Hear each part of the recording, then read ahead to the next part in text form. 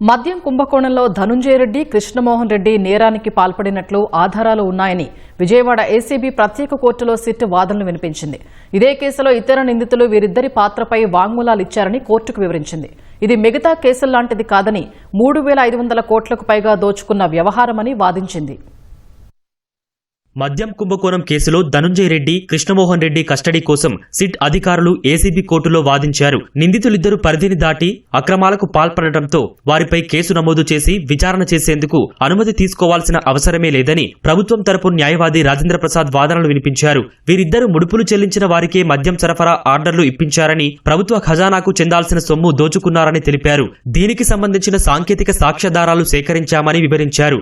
మద్యం కుంభకోణంలో కొల్లగొట్టిన 3,500 కోట్ల ముడుపుల సొత్తు అంతిమంగా ఎక్కడికి చేరిందో తేల్చేందుకు వీరిద్దరిని విచారించాల్సిన అవసరం ఉందన్నారు. నిందితులు సిట్ విచారణకు సహకరించకుండా ఎగవేత ధోరణిలో సమాధానాలు ఇచ్చారని, దర్యాప్తునకు సహకరించలేదని కోర్టుకు తెలిపారు.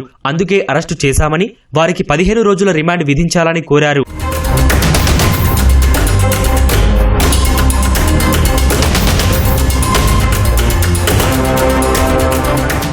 కోర్టులో హాజరుపరిచిన సమయంలో నిందితులిద్దరితో న్యాయాధికారి మాట్లాడారు.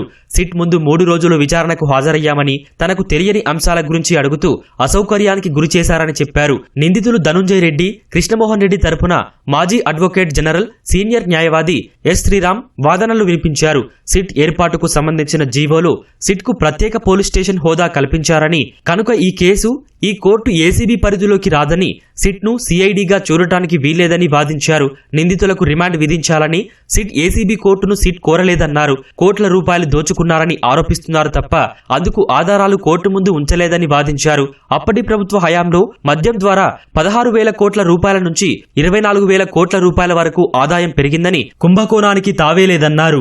3 రోజులు సిట్ దర్యాప్తునకు నిందితులిద్దరూ సహకరించారని, అలాంటప్పుడు అరెస్టు చేయాల్సిన అవసరం లేదన్నారు. పబ్లిక్ సర్వెంట్స్ గా ఉంటూ అధికారిక విధుల్లో భాగంగా అక్రమాలకు పాల్పడ్డారని సిట్ ఆరోపిస్తున్న నేపథ్యంలో వారిని విచారించాలన్నా, కేసు నమోదు చేయాలన్నా అవినీతి నిరోధక చట్టం సెక్షన్ 17A ప్రకారం కాంపిటెంట్ అథారిటీ నుంచి ముందస్తు అనుమతి తీసుకోవాల్సిందేనని చెప్పారు.